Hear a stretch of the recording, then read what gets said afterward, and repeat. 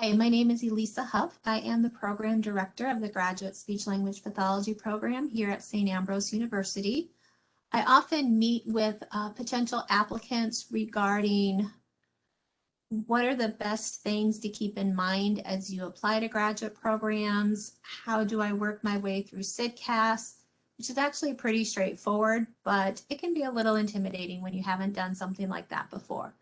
And applying to graduate schools can be a little bit anxiety provoking. So I'm hoping this recording will just help ease some stress that's part of the process. So I'm speaking about CSDCAS today and also specifically the Graduate Speech Language Pathology program at St. Ambrose University. Some of the information may fit with other programs, but I can't say for sure I know what other programs are looking for. So to get us started, I'm just going to show you our main address, which is www.sau for St. Ambrose University.edu/MSLP. And that gets us to our website. We'll go down to admissions and application, and then right away click here to begin your online application. You certainly don't have to go through the St. Ambrose University Master's Speech Language Pathology Program website to get to the CSDCAS application site. It's just how I do it. So up here, you actually also have the website address for CSDCAS. Most of you will not have done this before, so you'll just click on create an account. All they're asking for is demographic information in this first part. Address, email, really just some of that information. So if you haven't already created an account, then just go ahead and click create an account. If you have, then just do sign in. I'll go ahead and do sign in since I already have an account. Okay, so I've signed in. The personal information, this green part, already shows up as done. That's basically the demographic information I was telling you about to even create an account. Release and consent to use, biographic information, contact information, citizenship information, race and ethnicity, and other information. So that's the personal information. Once you have completed that personal information, which actually we can go back in and look at it. So go ahead and read through when you're doing this yourself. Read through everything. I've already read through it and clicked. Never click or accept something unless you have agreed first. So this is just what some of the acceptance part consists of. Contact information I'm going to skip over because that has some of my personal information in it. Citizenship information, residency, do you have a visa? Race and ethnicity. Let's see. Do you consider yourself to be of Hispanic, Latino origin? No. Clicked on white. So there's really not that many questions in most of these sections. Language proficiency, military status. This information, be honest. Academic infraction. Have you ever been disciplined by any college, university, or professional school? Most faculty at graduate programs still are able to remember when maybe they weren't making the best of decisions, maybe while in undergraduate.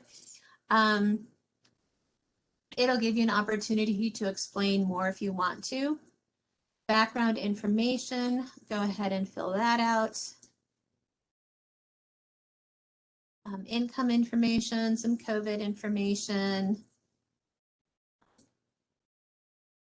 All right. So everything is done with the part of the application that's titled personal information. So then we'll go to academic history, and I have filled out some of this, but not all of it. So you're going to want to add any college you've gotten any undergraduate credit for. And so adding a college, If you went to a college that has Saint in front of it, sometimes it's ST, sometimes it's SAINT. So just something to be aware of. For St. Ambrose, I believe this section maybe has us use the Saint all written out. There we go. So for this section, for St. Ambrose specifically, I needed to type out Saint. Did you obtain or are you planning to obtain a degree from this college or university? I'll just say yes. Then you either click degree in progress, degree awarded. I'll go degree in progress. Then it shows me what type of degree. I'll go Bachelor of Science. When will I earn that degree? And what is my major? So I'm just going to put some information in here that is not completely accurate for me, but it allows me to show you some different things. So you have choice of communication, science, and disorders, and there's also so many other choices. So we will have some of our students who do undergrad at SAU do education, modern languages, psychology, neuroscience, theater, a lot of different options. So right now I'm just looking for there. So that's it. And what was your minor? Again, let's just say my minor was in anthropology if I had one. And then you can add another degree if need to. What type of system? At SAU, we use the semester system. Are you still attending it? No, because I said I will earn the degree May 2021. So I would already have obtained my degree. So are you still attending? No. When did you attend this college or university? So lots of questions to just keep on answering. So then you can go to transcript entry, and you have a couple of choices with transcript entry. You can put in all of the classes yourself. So I would say have an official transcript in front of you, not an unofficial one, but an official transcript in front of you. And basically you're just taking everything from that official transcript and you're putting it into this transcript entry. So if I wanted to start putting in some of my coursework, this is where I would go. I can put what semester this coursework is in. You can add a semester, add a course. Pretty straightforward. I put in a biology course, anatomy, animal science, 3 credits. And then I could also put in my grade, but look up here. So I can have the choice of completed or in progress or planned. For this one, if I do completed, then I can put in a grade. If I do in progress or planned, then it doesn't allow me to put in a grade, which is absolutely fine.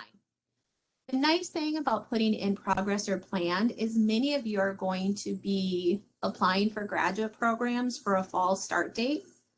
And most of them are due like around mid-December, early January, and you still have a whole spring semester left.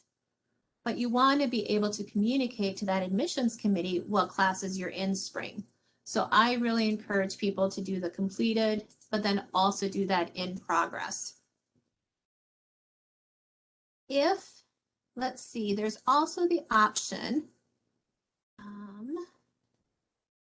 let me go back here. There's also the option of having CSDCAS put in all of the classes for you. And I don't recall what the cost of that is because I decided not to do it because I would have had to put in credit card information and I didn't want to do that.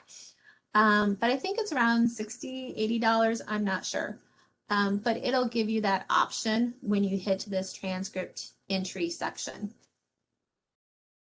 If you choose that option, then you'll send all of your official transcripts to CSDCAS. and they'll put in all of the courses for you. I don't know what they do as far as that in progress or planned.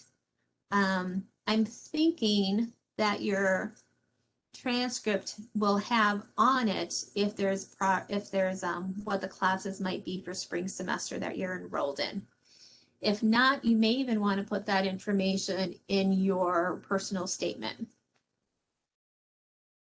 Let's see if there's anything else I wanted to share here. One more thing to share, two more things to share here.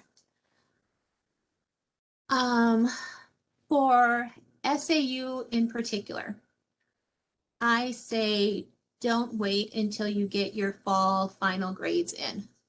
Go ahead and submit your transcripts anytime you want, anytime before I kind of say December 15th for us. It won't have your fall grades finalized on it, but what you can do is what CSDCAS calls an academic update or an AU. And you can do that one time, no extra charge from CSDCAS. And so I'd say in early spring, January, late December, once you actually get your fall grades, then do an academic update. And then that you'll send CSDCAS a transcript again. And that way you're not holding up sending off your application and submitting it until your fall grades are in. And I'm just would never want anyone to miss a deadline. And that's kind of why I say don't wait for those fall grades. Just go ahead and do an academic update or an AU once you actually have those fall grades. So I know I wanted to mention the AU option. And then some programs will also have their prerequisites listed on this page. So that's handy to know what prerequisites a program is requiring.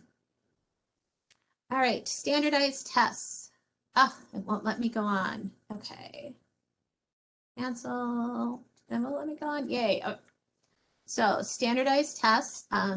St. Ambrose Master's Speech Language Pathology program doesn't require GREs. The majority of graduate speech language pathology programs do require GREs. So this is where you can add in your GRE test score. Have you taken the test? I'll just say yes. And that way that shows you where you'll be putting in your GRE results. All right, so let's go back to kind of the home page or the dashboard or my application. Then supporting information. This is where your references are, experiences and achievements and conferences attended, very much like your resume. So I would have your resume in front of you as you are filling in this section. Evaluations. All you need to do is once you know who you've asked to serve as a reference for you and they've said they're willing to, put in their first name, last name, email, address. Due date is really up to you. You can decide that. And a personal message like, thank you very much for agreeing to do this for me. Another thing that I've learned from our Career Center is when asking for a reference, best practice right now is asking not, will you serve as a reference for me? Do you feel you can serve as a positive reference for me? Do you feel you can write a positive letter for me? So just a little FYI on the wording. Waiver of evaluation, this is up to you and it really shouldn't impact, it's not supposed to impact anything related to admissions. So you either waive your right or you don't waive your right. Permission to contact reference, you'd click, and permission for schools to contact reference. So I understand that the schools to which I'm applying may contact the reference, either to verify the information provided and or further clarification. So that's information on evaluations or getting your reference letters. Experiences, don't click I'm not adding any experience. This is your time and place to sell why this graduate admissions committee should accept you. So use all of this space that you can. Experience types, here's some of your options. So if we take employment, you would just put in that information. And then you'll notice at this bottom part, it has description, key responsibilities. Here, I encourage applicants to use this whole 600 characters that you have access to. The 600 characters includes spaces, but put more information about your experience. So instead of just nannied 3 children, which is great, tell me more in this section. How old were they? What were some of your responsibilities? How do some of those responsibilities relate back to speech language pathology or just being a graduate student? Being responsible for getting the children to school on time. All right, that speaks to time management. So really think about what did you do in that volunteer work or employment, and how can you use those experiences to tell an admissions committee, hey, you should hire me. Sorry, not hire me. You should accept me into your graduate program. Achievements. You can add an achievement. There's awards, honors, presentations, publications, scholarships. As you're looking through these, don't feel bad if you're like, I don't have any of these.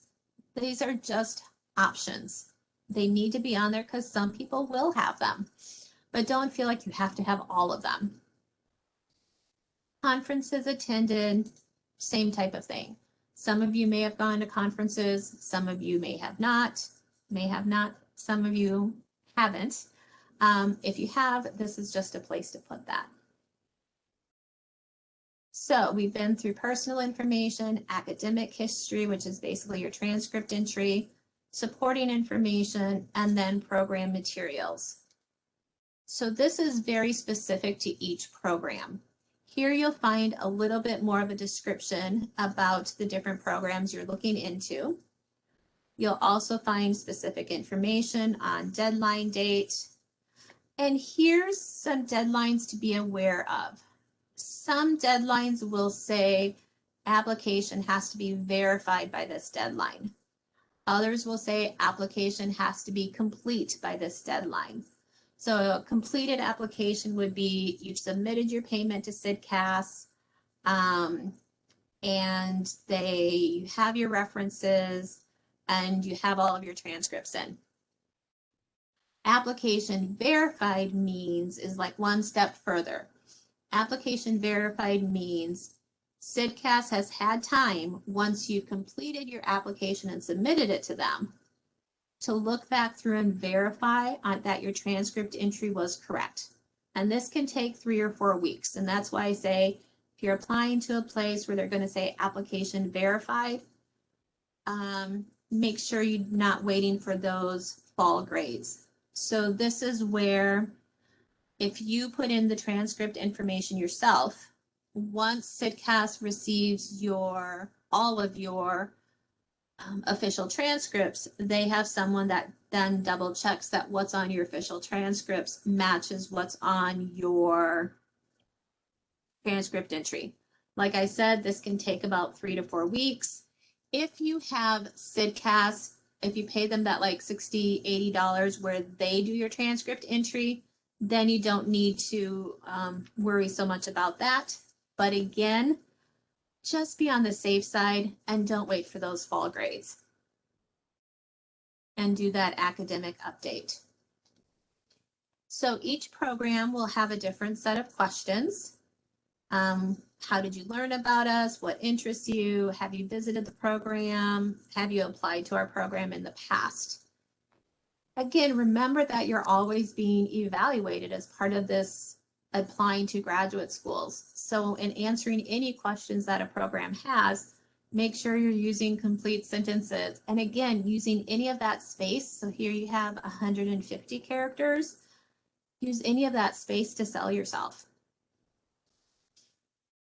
And in this, what interests you about St. Ambrose, if another university has a question similar to that, man, go to their website and look at their mission and look at their different experiences and make it clear to the admissions committee that you've taken the time and initiative to look at their website, to look at the website of that program.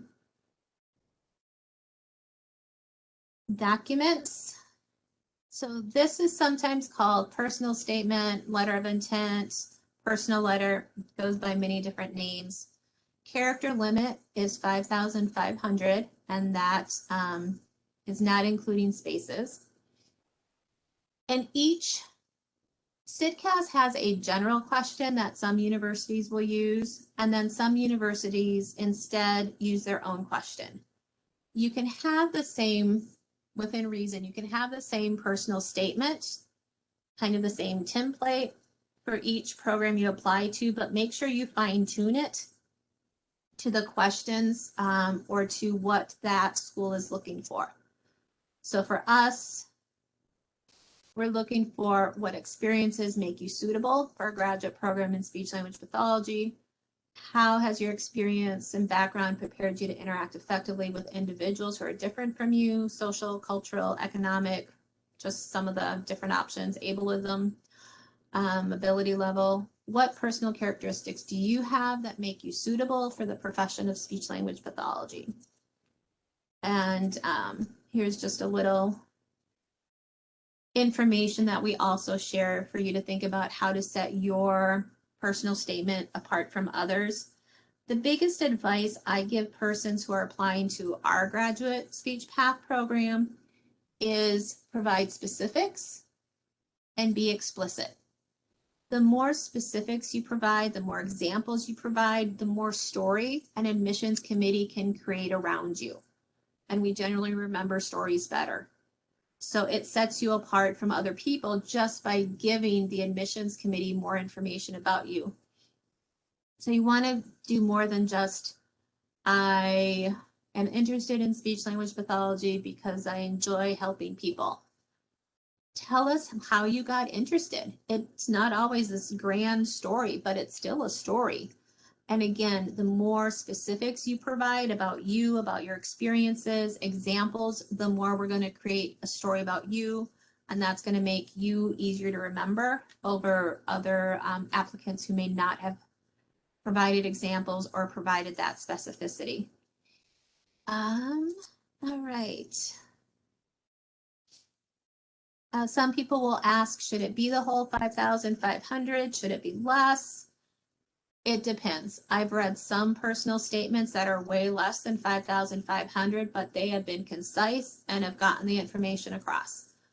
I've read some that have been short and haven't told me anything. And I've read some that have been 5,500 and haven't told me anything. So character limit, it depends on what experiences you have to share, the specifics you provide, the examples. If you say something like so-and-so experience improved my leadership skills. Great. How did that happen? How did you develop more leadership skills? What happened that led you to develop more of those skills? What kind of skills are you talking about? So again, specific, explicit examples.